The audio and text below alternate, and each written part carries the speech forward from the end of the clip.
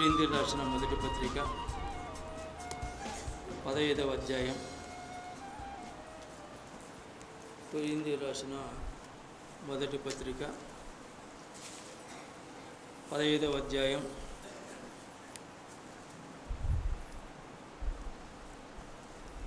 55వ వచనం.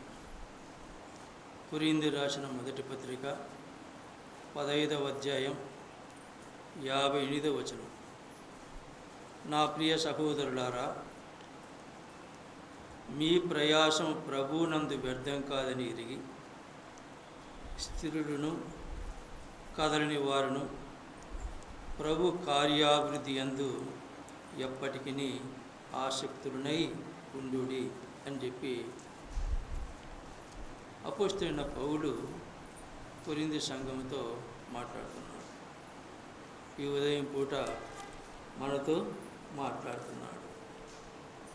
నా ప్రియ సహోదరులారా, నా ప్రియ సహోదరులారా, మీ ప్రయాసము ప్రభువునందు వ్యర్థం కాదని ఎరగాల. ఎరిగిన వారు ఎలా ఉండాలట? స్థిరులను కదలని వారును ఉండాలి. ప్రభు కార్యాభివృద్ధి యందు ఎప్పటికీ ఆసక్తులనై ఉండు. ప్రభు నమ్మిన సహోదరులము సహోదరులము ప్రభునందు పడు ప్రయాస వ్యర్థం కాదని ఎరగాల. ప్రభు పని కొరకు పడే ప్రయాస ఎన్నటికీ వ్యర్థం కాదు. ప్రభు పని కొరకు కాకుండా ప్రయాసపడే పని అది వ్యర్థమవుతుంది. ప్రభు పని చేస్తే మన ప్రయాస ఎన్నటికీ వృధా పోదు.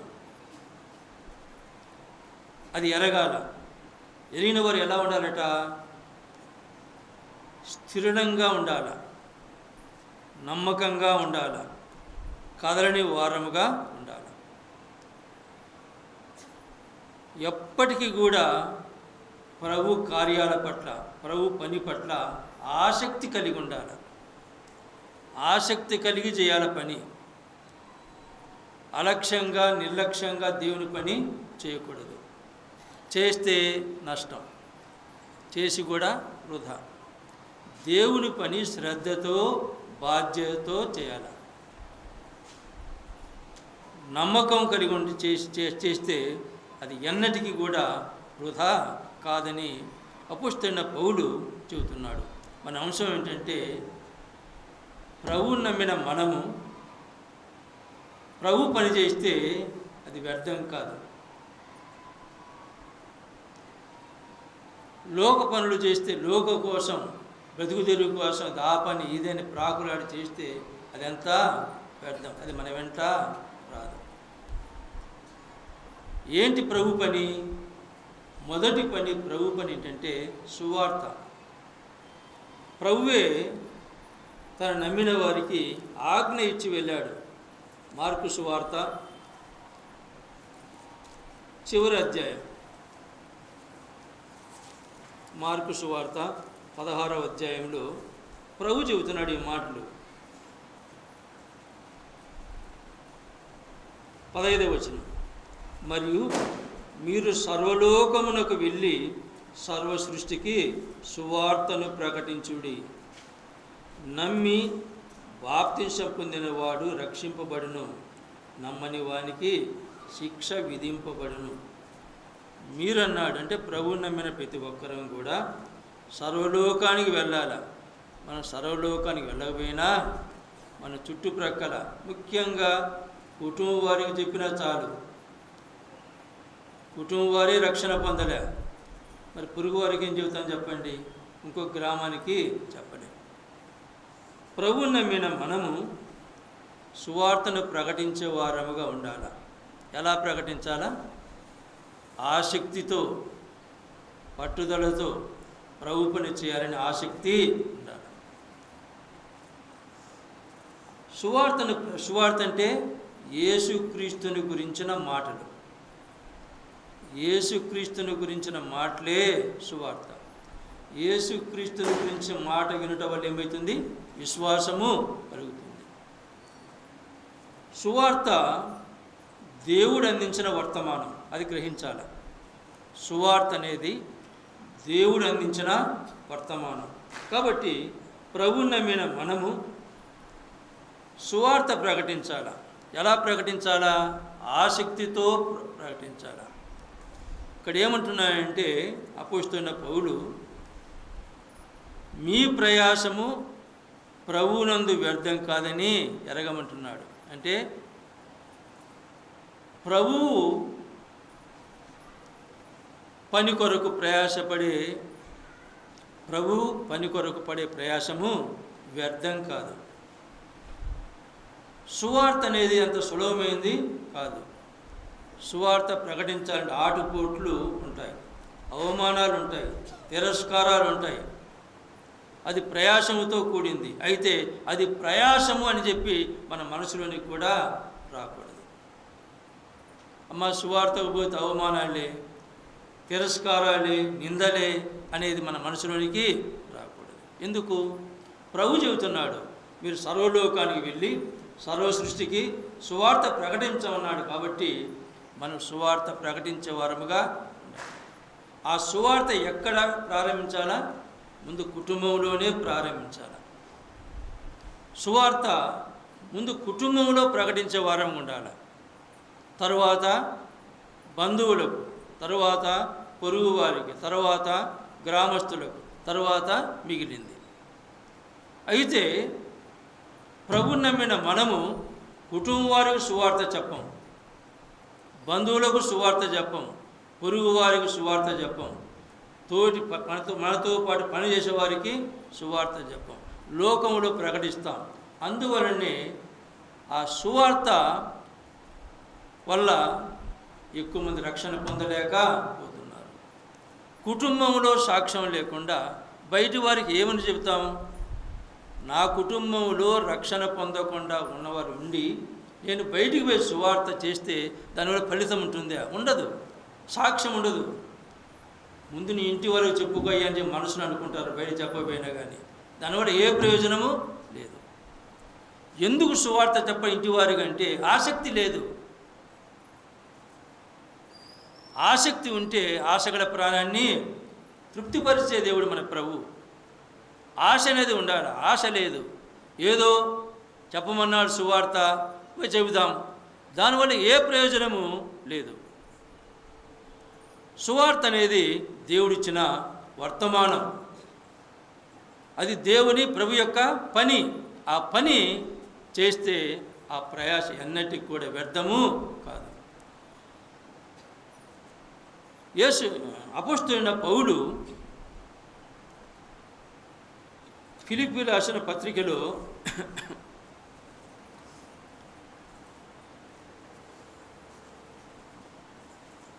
కొరింథీయులకు రాసిన పత్రిక 9వ అధ్యాయం చూడండి. కొరింథీయులకు రాసిన మొదటి పత్రిక 9వ అధ్యాయం. పౌలుకున్న ఆసక్తి చూద్దాం.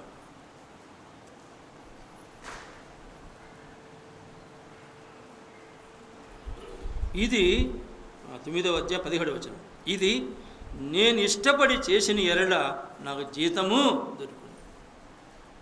ఇష్టపడి చేయాల, అయిష్టం కాదు. ఏమి సువార్త రాకపోతే ఏమనుకుంటారో, ఏమి రాని అడుగుతారేం కాదు. ఇష్టపడి సువార్త చేస్తే జీతము దొరుకుతుంది. ప్రకటన గ్రంథం చివరి అధ్యాయం చూడండి. ప్రకటన గ్రంథం చివరి అధ్యాయం 22వ అధ్యాయం 12వ వచనం. ఇదిగో నేను త్వరగా వచ్చుచున్నాను, వాని క్రియ చొప్పున ప్రతి వానికి ఇచ్చుటకు నేను సిద్ధపరిచిన జీతం నా యొద్ద ఉన్నది. ఈ లోకాన్ని విడిచిన తర్వాత మనకేముంది? జీతం ఉంది. సిద్ధపరిచి ఉంచాడు. ఎలా సిద్ధపరిచాడు? వాని క్రియ చొప్పున ప్రతి వానికి ఇవ్వడానికి ఆయన ప్రభు జీతాన్ని సిద్ధపరిచి ఉంచాడు. ఇష్టపడి చేయాలి. ఇష్టపడి చేస్తే జీతం అనేది ఉంది. వాని క్రియ చొప్పున అంటే, క్రియ అంటే పని. ఎవరు ఏ రకంగా ప్రభు పని చేస్తారో దానికి తగినట్టుగా తగిన జీతాన్ని ఇస్తాడు. కనుక ప్రభువునందు పడు ప్రయాసను బట్టి ఏమవుతుంది, పరలోకానికి వెళ్ళిన తర్వాత మనం జీతం ప్రభు వల్ల పొందుకుంటాం. అందువల్ల అపోస్తలుడైన పౌలు ఏమంటున్నాడు,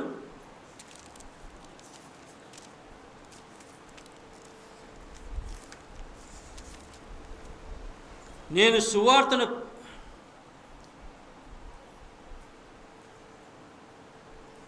పదాన్ని చెబుతున్నా, నేను సువార్తను ప్రకటించుతున్నాను, నాకు అతిశయ కారణము లేదు.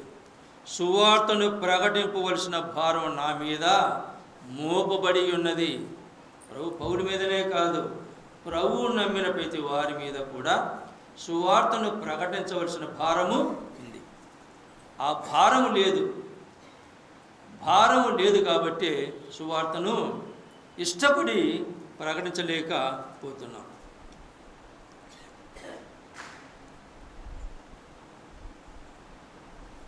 అయ్యో, నేను సువార్తను ప్రకటింపకపోయిన ఎడల నాకు శ్రమ అంటున్నాడు. సువార్త ప్రకటించకపోతే ఏముంది? శ్రమ. మనం ఏమనుకుంటున్నాము, సువార్తకు పోతే నిందలు వస్తాయి, అవమానాలు వస్తాయి, తిరస్కారాలు వస్తాయి అని చెప్పి భయపడి పోవడం లేదు. పోయినా భయంగా చేస్తున్నాం. అయితే నేనేమంటున్నానంటే, సువార్తను ప్రకటింపవలసిన భారం నా మీద మోపబడి ఉన్నది. అయ్యో, నేను సువార్తను ప్రకటింపకపోయిన ఎడల నాకు శ్రమ. ఇది నేను ఇష్టపడి చేసిన ఎడల నాకు జీతము దొరుకుతుంది. ఇష్టపడి చేయాల, ఇష్టపడి చేస్తే బహుమానం అనేది ఉంటుంది.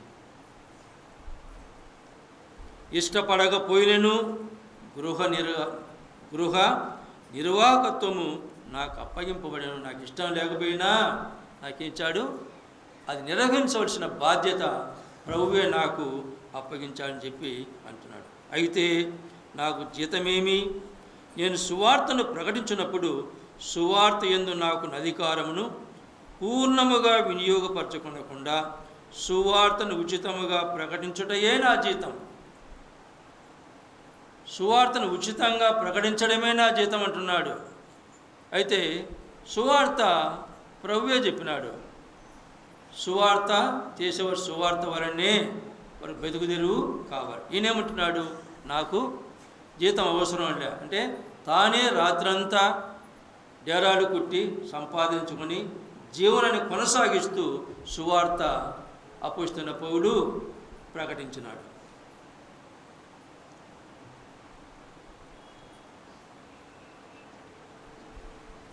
పంతొమ్మిదవ వచనం, నేను అందరి విషయము స్వతంత్రుడైనను ఎక్కువ మందిని సంపాదించుకొనుటకై అందరికీ నన్ను నేనే దాసునిగా చేసుకుంటుని. ఇది ఉండాలి.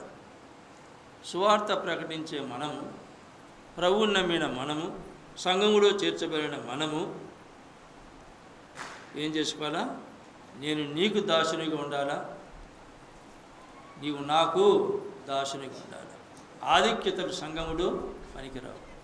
ప్రభువే తన ఆధిక్యతలను, దేవుడై ఇండి కూడా ఆధిక్యతను పక్కన పెట్టి ఒక సేవకునిగా, ఒక దాసునిగా పనిచేశాడు. అదే యోహాను సువార్త 13వ అధ్యాయంలో శిష్యుల యొక్క పాదాలు కడిగి మాదిరి చూపించాడు. తన్ను తాను తగ్గించుకునేవాడు హెచ్చింపబడతాడు. దాసుడముగా ఉండాల. దాసుడముగా ఉన్నప్పుడే ఒకరిని ఒకరం ప్రేమించగలం, ఒకరిని ఒకరం కనపరుచుకోగలం. నేను అనేది వచ్చినట్లయితే అది ఒక చీడ పురుగు, నేను అనేది. కానీ చాలామందిలో ఉంది నేను అనేది. నేను లేకపోతే సంఘమే లేదు.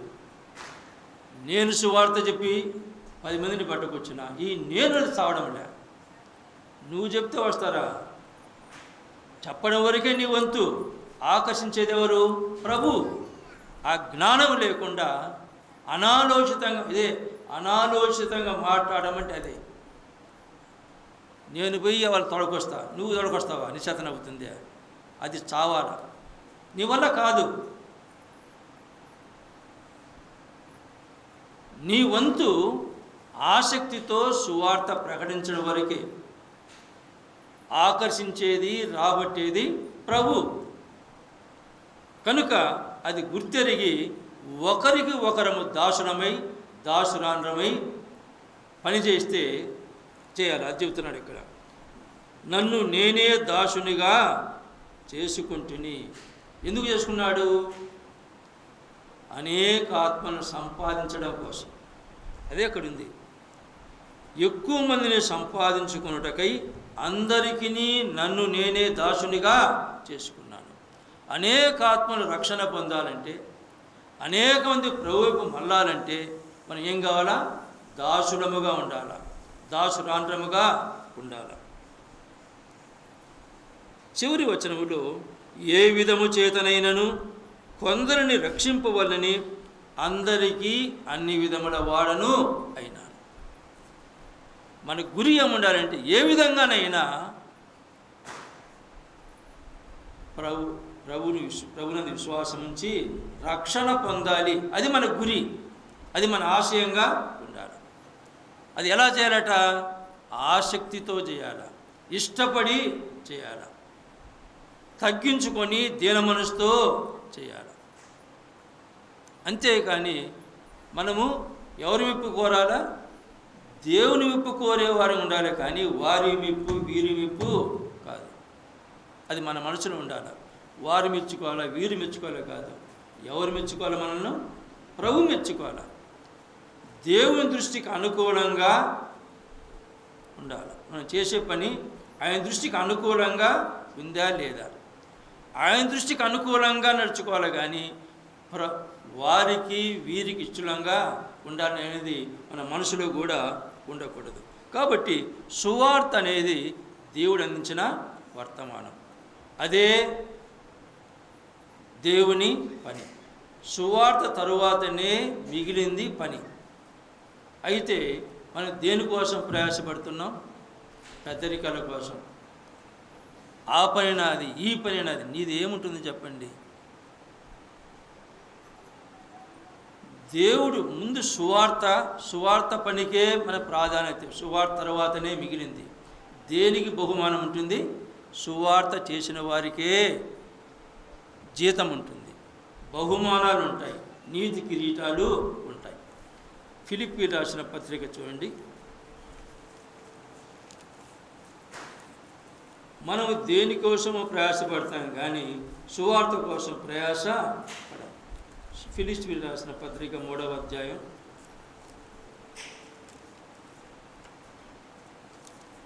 7వ వచనం. ఏవేవి నాకు లాభకరములై ఉండెనో వాటిని క్రీస్తు నిమిత్తము నష్టముగా ఎంచుకుంటుని.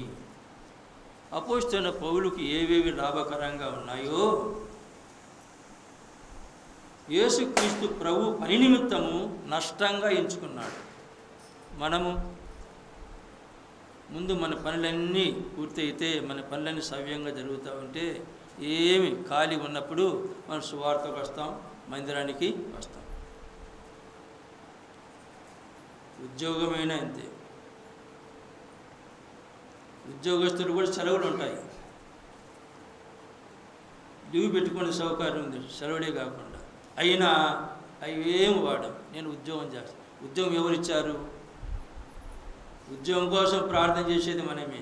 వచ్చిన తర్వాత నాకు పని ఉంది. నష్టంగా ఎంచుకోవాలా అంటే ఉద్యోగం పొమ్మని కాదు, అవకాశం వీలు కలిగించుకొని సాధ్యమైనంత మట్టుకు, శక్యమైనంత మేర ప్రభు పని చేయాలని చెప్పి ఆసక్తి అనేది ఉండాలి. ఇది ఇష్టపూర్వకంగా చేయాలి. క్రీస్తు నిమిత్తం నష్టముగా ఎంచుకుంటుని.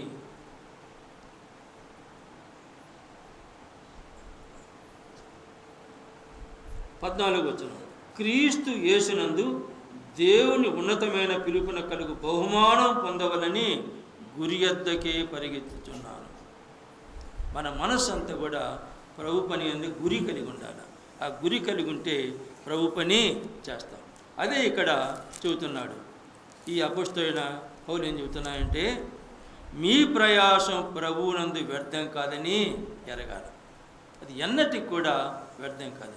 మిగిలిన వ్యర్థమవుతాయి, కానీ ప్రభు పని చేస్తే వ్యర్థం ఎన్నటికీ కాదు. అది ఎరగాల. ఎదిగి ఏం చేయాలా? స్థిరంగా చేయాలి పని. ఈరోజు చేయడం, రేపు చేయకపోవడం. మనం ఏం చేస్తామంటే ఒక వారం బాగా చేస్తాం, మందటి బాగా వస్తాం, నెల చేస్తాం, సంవత్సరం 2 సంవత్సరాలు వస్తాం, తర్వాత పక్కన పడేస్తాం. అది కాదు. ఒక పని అప్పగించుకుంటే ఆ పనిలో స్థిరంగా ఉండాలి. మన మామూలుగా సంఘములో కానీ బయట కానీ ఒక శెట్టి గారు తప్ప మిగిలిన వివాహాలు ఏం చేస్తారంటే వడ్డించమని చెబితే 1 గంట అర్ధ గంట వడ్డిస్తాడు, చెప్పని కూడా చెప్పాడు, బకెట్ పడేసి ఎక్కడికి పోతాడు. శెట్టి గారు అయితే పోతారా, పోరు. కొద్దిగా మనం అది అయిపోతే వెంటనే వేస్తుంటారు. ఎక్కువ వేయడం మళ్ళీ అది వేస్ట్ అయిద్దని మనం వృధా చేస్తాం. స్థిరం అనేది మనకు లేదు. స్థిరంగా ఉండాలి. ఒక పని మొదలుపెట్టిన తర్వాత స్థిరంగా చేయాలి, కదలని వారంగా ఉండాలి. తరువాత ప్రభు కార్యాభివృద్ధి ఎప్పటికీ ఆసక్తులై ఉండాలి. ఒకసారి ఆసక్తి, ఒకసారి నిరాసక్తి కాదు. ఒక పని మొదలుపెట్టిన తర్వాత మన బ్రతుకు కాలం అంతా ప్రభు వచ్చేంత వరకు ఆ పని పట్ల ఆసక్తి కలిగి చేయాలి, ఆశతో చేయాలి. ప్రభువే చెప్పినాడు. మత్తయి సువార్త 6వ అధ్యాయం, మత్తయి సువార్త 6వ అధ్యాయం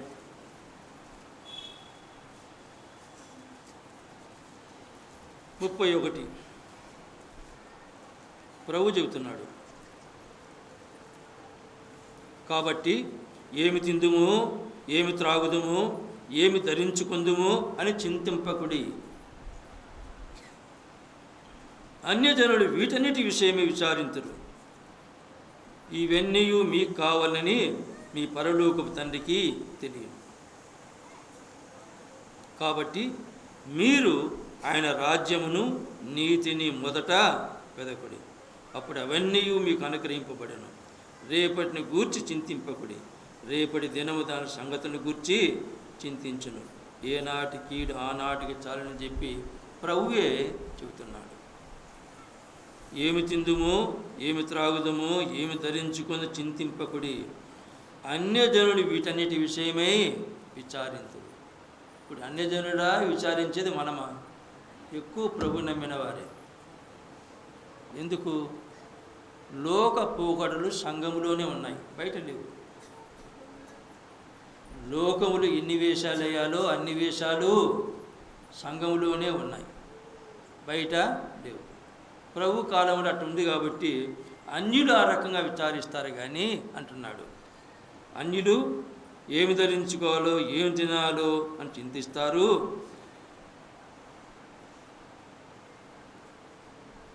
మీరైతే చింతించవద్దని చెప్పి అంటున్నాడు. అయితే మనమే ఎందుకు మన సంఘానికి రావడం వల్ల? పని పోతే కూలిపోతే రేపు పెట్ట బతకాల. సాయంత్రం ఏం కూలి ఉంటుంది చెప్పండి? 6 గంటలకంతా ఎండకు వచ్చేస్తారు. ఆదివారం ఇంతకుముందు గురువారం బేస్తవారం సెలవు ఉండేది, బట్వాడని. దేవుని దయ వల్ల బాగా ఆశ్చర్యకరంగా మార్చేసినాడు. ఎక్కడికి మార్చేసినాడు? ఆదివారానికి సెలవు ఇచ్చినాడు. అయినా మంది రావాలంటే కష్టంగా ఉంది. వచ్చిన వాళ్ళు ఏం చేస్తారు? 11 దాటితే ఇంటికి పోయి మాంసం వండుకోవాలని చెప్పి పోతారు. దేని మీద మనసు ఉంది? ప్రభు సన్నిధి పట్ల మనసు ఉందా? తిండి మీద మనసు ఉందా? ఇప్పుడు ఏమంటున్నాడు? ఏమి తిందుమో దాని మీద చింతించొద్దు అంటే ఆ తినేదాని మీద చింత, దానికోసమే రాదు. ఈ తిండి వల్ల రోగాలు వస్తున్నాయి. రోగాలు ఎందుకు? తిండి వల్లనే వచ్చేది. మితంగా తింటే రోగాలు రావు. ఈ ఆదివారం వంటకు పోతారు కదా, వాటి వల్లనే రోగాలు. ఏమి తిందుమో, ఏమి త్రాగుదుమో అని చింతించకుడి. ఇవన్నీ మీకు కావాలని మీ పరలోకపు తండ్రికి తెలియదు. మీకు ఏం కావాలో, ఏ బట్ట కట్టుకోవాలో, ఏం తాగాలో, ఏం తినాలో అది పరలోకపు తండ్రికి తెలుసు. కాబట్టి ఏం చేయాలట? 33వ వచనం. కాబట్టి మీరు ఆయన రాజ్యమును నీతిని వెదకుడి. ఆయన రాజ్యం ఏది? లూకాసు, అట్నే ఉంచుకోండి. లూకాసు సువార్త 17వ అధ్యాయం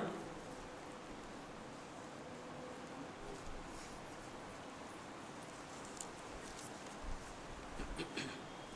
21వ వచనం, ఇదిగో దేవుని రాజ్యం మీ మధ్యనే ఉన్నది. దేవుని రాజ్యం ఏది?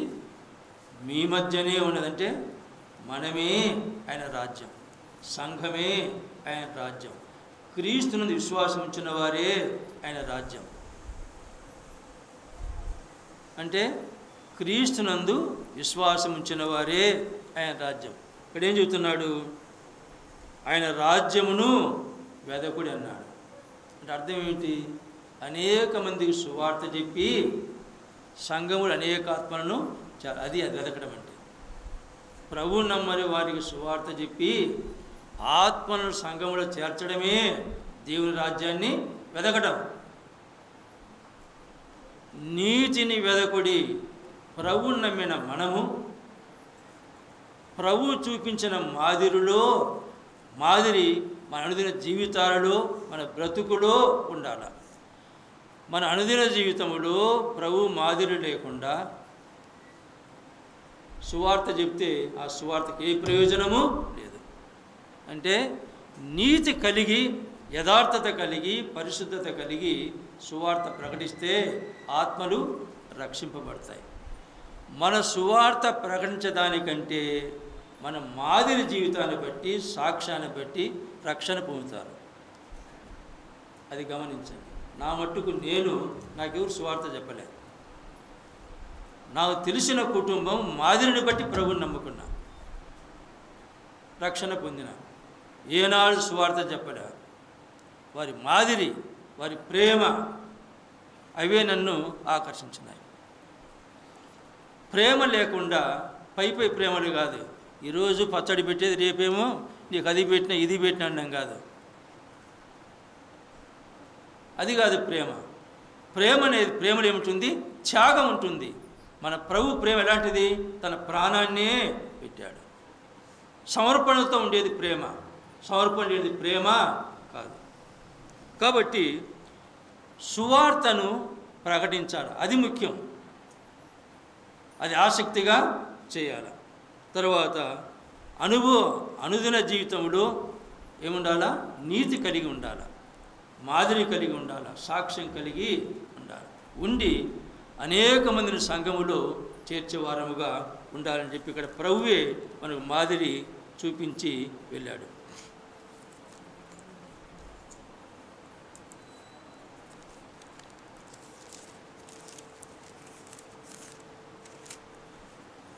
ఆ ఆసక్తి అనేది ఎప్పటికీ మనం కలిగి ఉండాలని చెప్పి అన్నాడు. అయితే ఆ రకంగా చేస్తే ఎప్పటి ఆసక్తి కలిగి చేయాలి, ఎప్పటికీ చేయాలి. ప్రభువుని నమ్మిన తర్వాత ఏ పని మొదలుపెట్టినా అంతం వరకు చేయాలి. సువార్త అనేది ప్రభు మెచ్చుకునే పని. మిగిలిన తర్వాత పనులు ఏ పని చేసినా ఎలా చేయాలా? ప్రేమతో చేయాలా, ఓర్పుతో చేయాలి. ఆ ప్రేమ ఓర్పు లేకుండా మనం ఏం చేసినా దానివల్ల ఏ ప్రయోజనము లేదు. తిమోతి రాసిన 2వ పత్రిక, ఆ సువార్త ఆ రకంగా చేసినట్లయితే, ప్రభు పని ఆ రకంగా చేసినట్లయితే మనకి ఏమి ఉంటాయో చెబుతున్నాడు.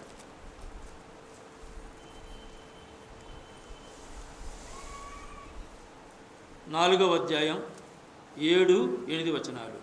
మంచి పోరాటము పోరాడి తిని, నా పరుగు కడముట్టించి తిని, విశ్వాసము కాపాడుకుంటుని అంటున్నాడు. ఏం చేశాడైనా? మంచి పోరాటం పోరాట. ఎవరు? అపోస్తలుడైన పౌలు. మంచి పోరాటము పోరాడితేనని చెప్పి అపోస్తలుడైన పౌలు అంటున్నాడు.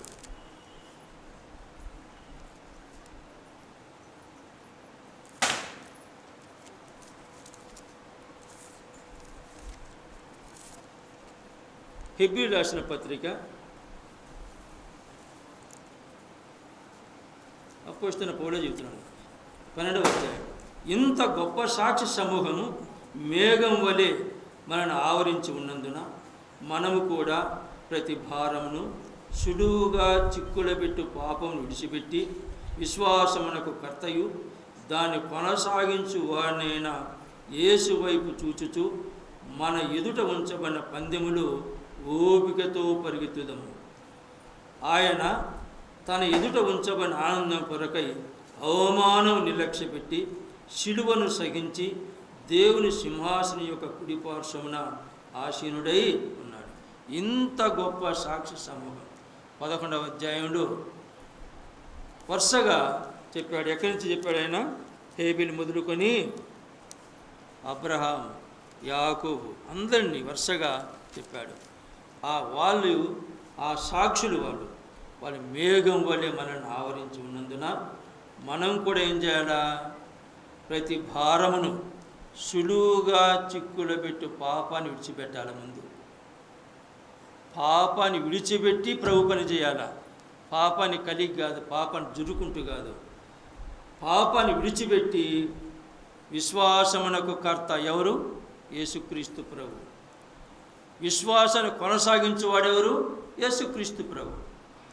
విశ్వాసమునకు కర్తయు ఆ విశ్వాసాన్ని కొనసాగించేవాడైనా ఆ యేసు వైపే చూస్తూ విశ్వాస పందెములో ఏముండాలా? ఓపిక అనేది అవసరం, ఓర్పు అనేది అవసరం. తొందరపాటు అనేది పనికి, ఆతురత పనికిరాదు. మార్త ఏం చేసింది? ఓర్పు లేకపోయింది.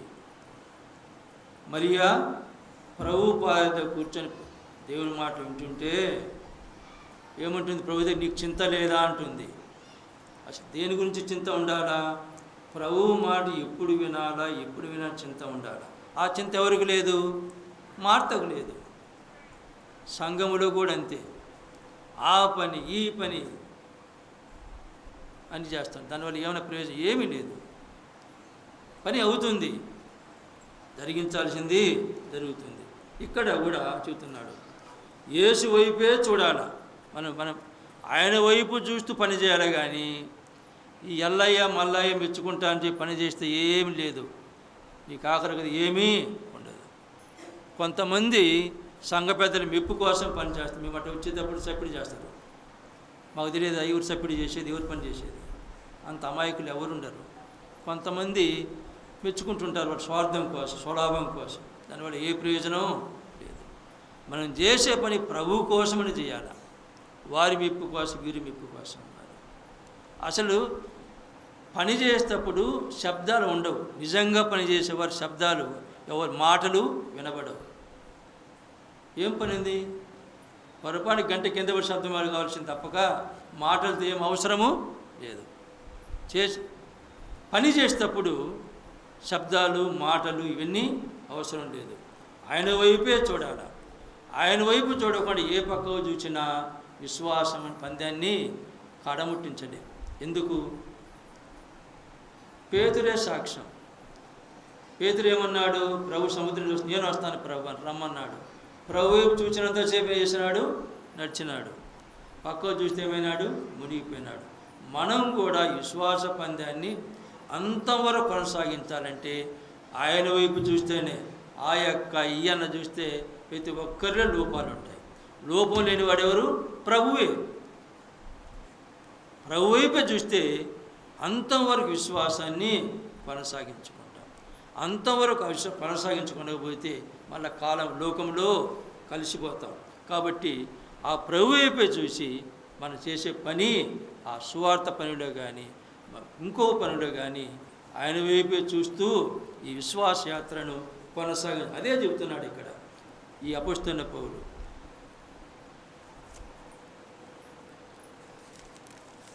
ఫిలిప్పీ రాసిన పత్రిక,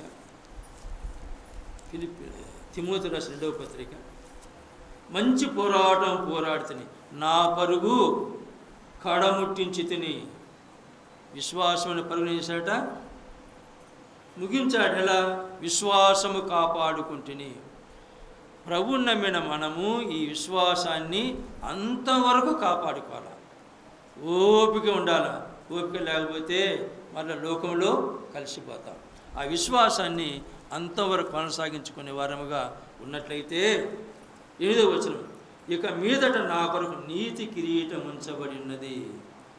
అంతం వరకు, ఈ లోకం విడిచేంత వరకు ప్రభు వచ్చేంత వరకు ఆ విశ్వాసాన్ని కొనసాగించుకుంటే, కాపాడుకుంటే ఏముంది, ప్రభు మనకు నీతి కిరీటాన్ని ఇస్తాడు.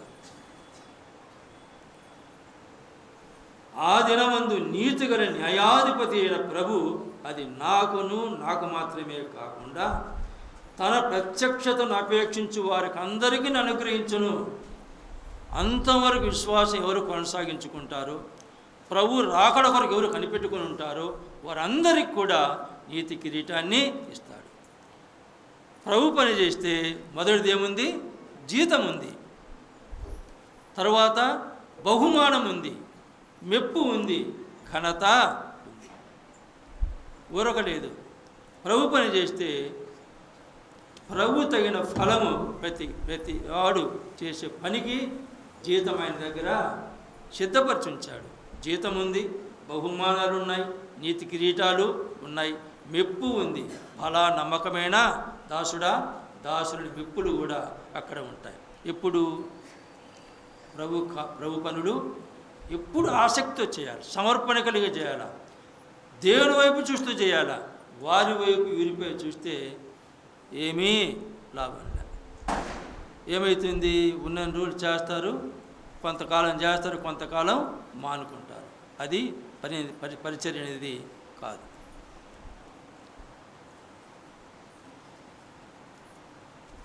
లోకం కోసం ప్రయాసపడతారే అదంతా వ్యర్థము అని గ్రహించాలి.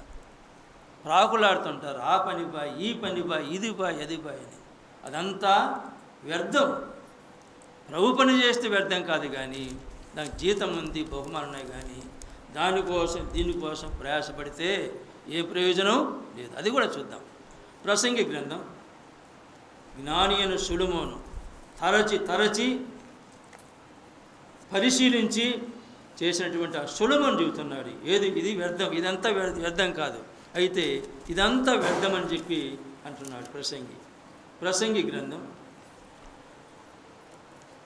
ప్రభువును కలిగి ఉండకుండా లోకములో బ్రతుకు తెరుగు కోసం ఎంత ప్రయాసపడినా అది వ్యర్థం అని చెప్పి జ్ఞాని అయిన సొలొమోను చెబుతున్నాడు.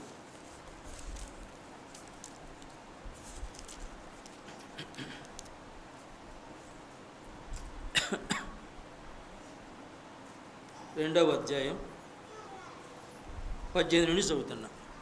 2వ అధ్యాయం 18 నుండి చదువుతున్నా. సూర్యుని క్రింద నేను ప్రయాసపడి చేసిన పనులన్నిటినీ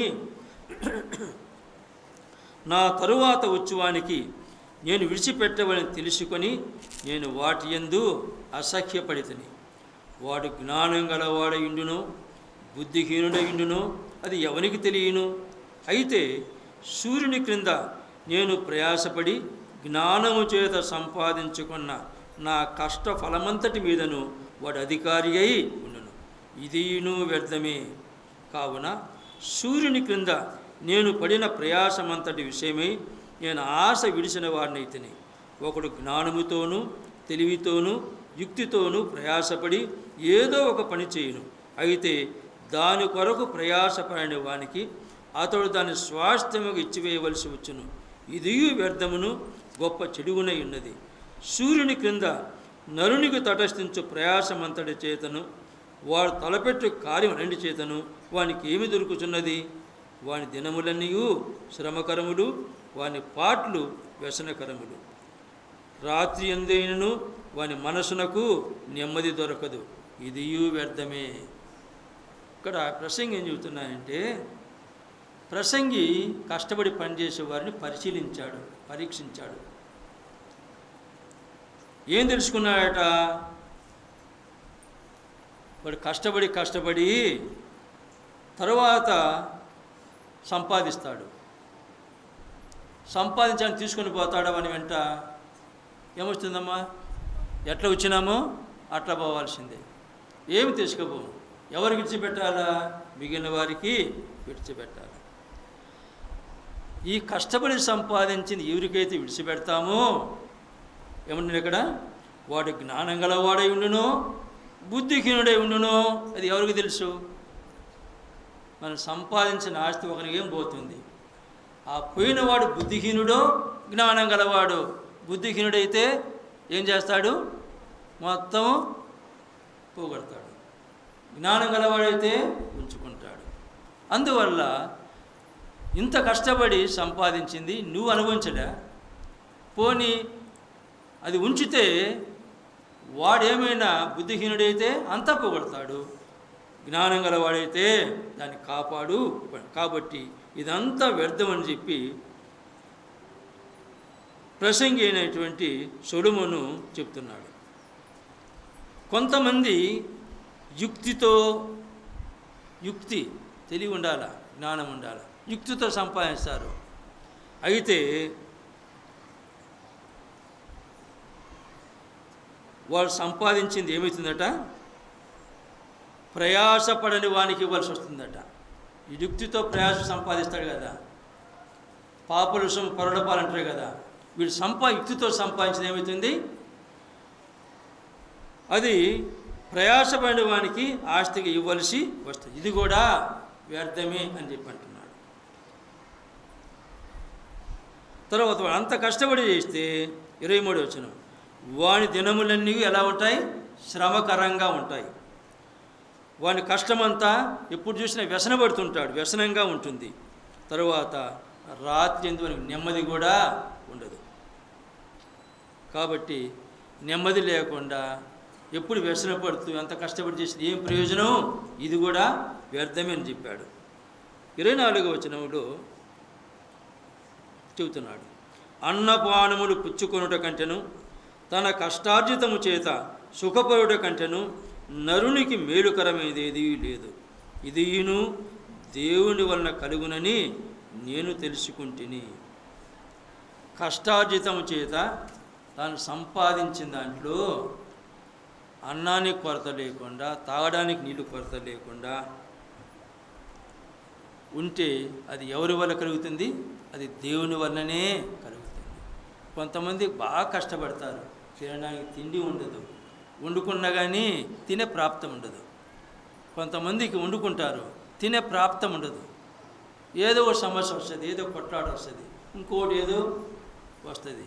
ఈ తిన్నది పొయ్యి మీద ఉంటుంది, పక్కన ఉంటుంది, వీడు దాన్ని తినేదానికి అవకాశమే లేదు. అది చెబుతున్నాడు, అన్నపానమును పుచ్చుకొనుట కంటెను తన కష్టార్జితం చేత సుఖపడుట కంటెను నరునికి మేలుకరమైనది ఏదియూ లేదు.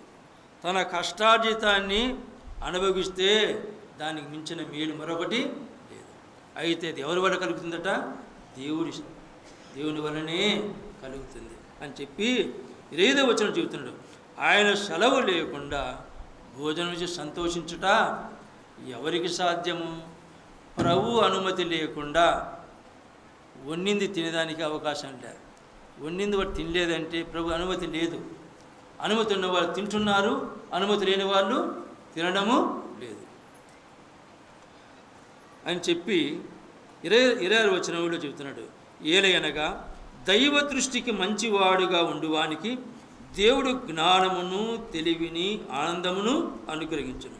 అయితే దైవ దృష్టికి ఇచ్చుటకు వానికి ఇచ్చుటకై ప్రయాసపడి పోగు చేయు పని పాపాత్మ నిర్ణయించును, ఇదియు వ్యర్థము.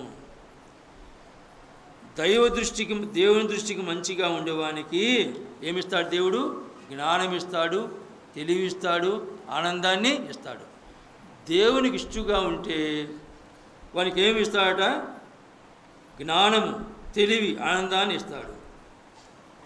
అంతేకాదు, రెండవది దేవునికి ఇష్టడుగా ఉంటే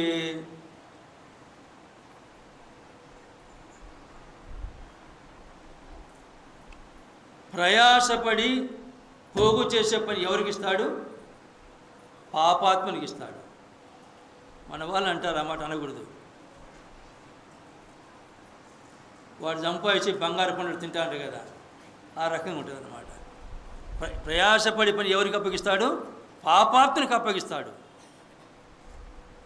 దేవునికి ఇష్టలుగా ఉంటే వానికి వీడు సంపాదించింది వాడు తినేదానికి ఇస్తాడు. కాబట్టి ప్రభువుకు ప్రీతికరంగా జీవించినట్లయితే, ప్రభువుకి ఇష్టంగా జీవించినట్లయితే మనకు అన్నానికి కొరత ఉండదు, తాగడానికి నీళ్లు కొరత ఉండవు, కట్టుకోవడానికి బట్ట కొరత ఉండదు. అయితే మన మనసు అంతా వీటి మీద ఉండదు, భోగభాగ్యాలు. దానివలన ఏమవుతుంది? తృప్తి లేకుండా జీవిస్తున్నారు. మొదట ఏమనుకుంటామంటే ఏదో ఒక ముద్ద సంగటి దొరికితే చాలనుకుంటాం. అది దొరికిన తర్వాత అన్నం మీదకి పోతారు, తర్వాత బిర్యానీ, ఇట్లా కోరికలు పెరిగిపోతాయి. దానివల్ల ఏమవుతుందంటే మానవుడు తృప్తి లేకుండా పోతున్నాడు. తృప్తి.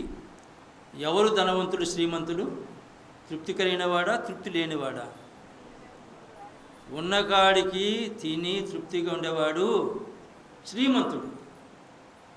అన్నీ ఉండి ఎన్ని అంత ఉన్నా తృప్తి లేకుంటాడే వాడు కటిక దరిద్రుడు.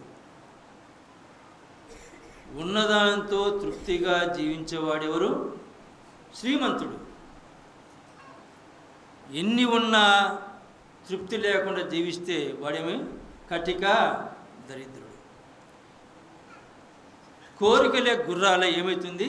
నష్టాన్ని తెచ్చుకుంటున్నారు, విశ్వాస భ్రష్టులు అవుతున్నారు. అది తిమోతి రాసిన పత్రిక చూద్దాం.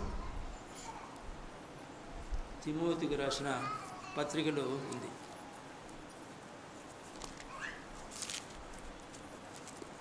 ఎన్ని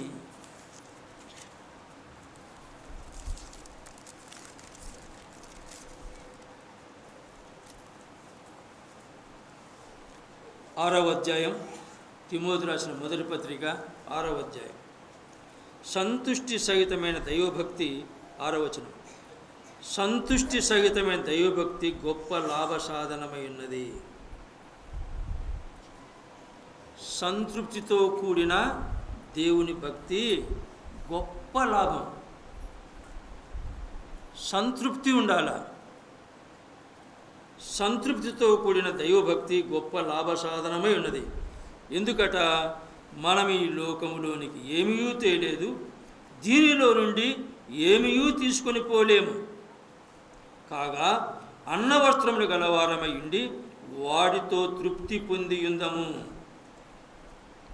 మనం ఈ లోకములోనికి ఏమి తేలా, ఏమి తీసుకొని పోము కాబట్టి అన్నము వస్త్రము గలవారమై ఉండి దానితోనే తృప్తి కలిగి ఉందము అన్నాడు అని 9వ వచనం చెబుతున్నాడు. ధనవంతులగుటకు అపేక్షించువారు, ధనవంతులు శ్రీమంతులు కావాలని అపేక్షించువారంటే కోరిక గలవారు, శోధనలో ఉరిలో అవివేకయుక్తములను హానికరములనైన అనేక దురాశలలోనూ పడుదురు. అట్టివి మనుషులను నష్టములోను నాశనములోను ముంచివేయును. ఎందుకనగా ధనాపేక్ష సమస్తమైన కీడులకు మూలం. మనం ఈ లోకములోనికి ఏమి తీసుకురాలా, ఏమి తీసుకుపోలేం. అన్నము వస్త్రం గల వారం ఇండి తృప్తి కలిగి ఉండాలి. ధనవంతులు కావాలా, శ్రీమంతులు కావాలని కోరుకునే వారికి ఏముంటాయి? శోధన ఉంటుంది. శోధన అయిన తర్వాత ఏమవుతుంది? ఉరేసుకొని చస్తారు. ఇప్పుడు ఈ మధ్య నాకు తెలియదు కానీ ఏదో సెల్లు ఆట ఆడతారంట, లక్షలు లక్షలు పోగొట్టుకుంటారు. ఎందుకు ఆడతారు చెప్పమ్మా? లక్షలు సంపాదించుకోవాలని. లక్షలు సంపాదించుకు ఏమవుతుంది? లక్షలు పోతాయి. ఊపిరి తిరగకపోయి ఏం చేస్తారు? ఉరేసుకొని చేస్తారు. దేనికోసం? ధనాపేక్షత.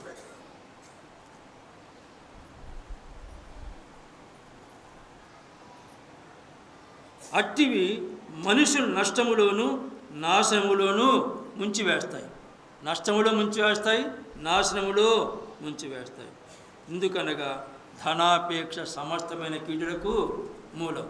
అందువల్ల అది చెప్పి కొందరు దానిని ఆశించి విశ్వాసం తొలగిపోయి నానా బాధలతో తమను తామే పొడిచిపోయారు. విశ్వాసులే ఆ రకంగా ఆశించి విశ్వాస భ్రష్టులై తమను తామే ప్రభు దూరస్తులు అయినారు.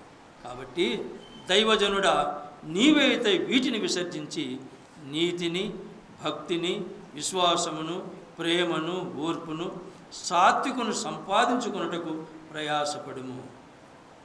విశ్వాస సంబంధమైన మంచి పోరాడము, నిత్య జీవమును చేపట్టుము. ప్రభువుని నమ్మిన మనమందరము దైవజనులము కాబట్టి ఏం చేయాలా? ఈ ధనాపేక్షను విసర్జించి నీతిని, భక్తిని, విశ్వాసమును, ప్రేమను, ఓర్పును, సాత్వికను ప్రయాసపడాలి. ప్రభువు నమ్మిన మనం దేనికోసం ప్రయాసపడాలా?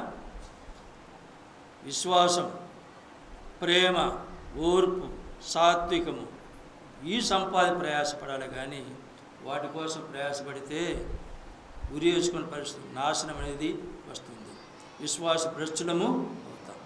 కాబట్టి విశ్వాస సంబంధమైన మంచి పోరాడాలి. ఏది మంచి పోరాటం? ప్రభు పని చేయడం.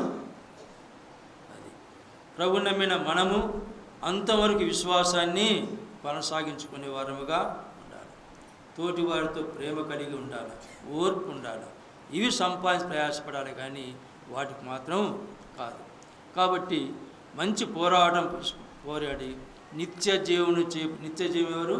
మన ప్రభు యేసుక్రీస్తును కలిగి జీవించాలి.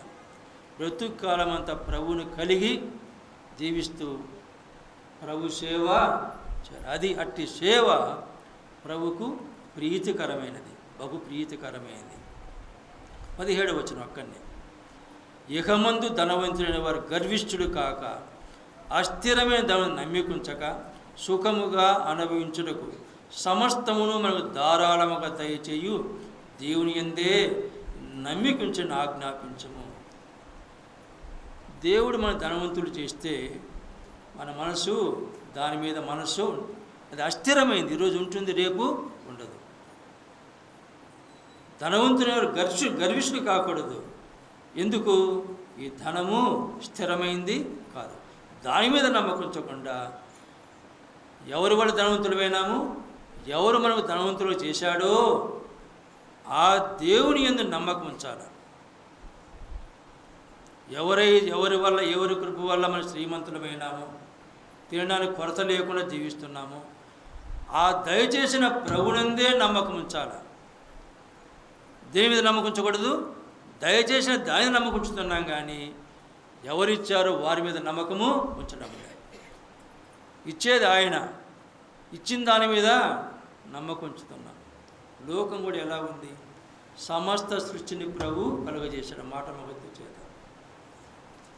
ఆయన కలుగజేసిన సృష్టి దేవతలని వాటికి పూజిస్తున్నారు. కలుగజేసిన సమస్తాన్ని కలిగి దేవుని పూజించకుండా ఎవరిని పూజిస్తున్నారు? ఆయన సృష్టిని, సూర్య చంద్ర నక్షత్రం కలుగజేసిన దేవుడు. వాటిని పూజిస్తున్నారు. పాములు ఎవరు సృజించాడు? దేవుడే. పాములు కూడా నాగదేవత అయిపోయినాడు. ఇవన్నీ మానవుడు తప్పిపోతున్నాడు. కలుగజేసిన దేవుని మర్చిపోతున్నారు. ప్రభు మనకి ఏమిచ్చాడో, ఏమై ఉన్నామో ఆ ధారాళంగా దేవుని నమ్మకం ఉంచకుండా దయచేసి నమ్మకం ఉంచి ప్రభుకు దూరస్తులు విశ్వాసులు అవుతున్నారు. కాబట్టి ప్రభువునందు మనసు పెడతాం. ఎంతవరకు? అంతవరకు. ఈ విశ్వాసాన్ని అంతవరకు కొనసాగించుకోవాలి. ప్రభు కార్యాభివృద్ధి పట్ల ఎప్పటికీ ఆసక్తులుగా ఉండాలి. ఒక దినం ఉండి మరొక దినము కాదు. ప్రభు దయచేసిన వాటిని ఎప్పుడు కూడా నమ్మకం ఉంచకూడదు. ప్రభు మీదనే నమ్మకం ఉంచాలి. ఆయన వైపే చూడాలి. ఆయన వైపు చూస్తూ ఓర్పుతో విశ్వాస యాత్ర జీవితాన్ని కొనసాగించుకుంటే మనకు పరలోకములో జీతం ఉంది, బహుమానాలు ఉన్నాయి, నీతి కిరీటాలు ఉన్నాయి. ఈ లోకంలో ప్రయాసపడితే మిగిలేది శూన్యం, నష్టం, నాశనం, హానికరములు. కనుక వాటి మీద మనసు పెట్టవద్దు. సహోదరులారా ప్రభువు కోసం పనిచేస్తే ఎలా? ఆసక్తితో దానికి ఫలితం ఉంటుంది. మిగిలిన బ్రతుకు తెరువు దానికో దీన్ని ప్రయాసపడితే ఏమీ మిగిలినంతా వ్యర్థం అని చెప్పి ప్రసంగి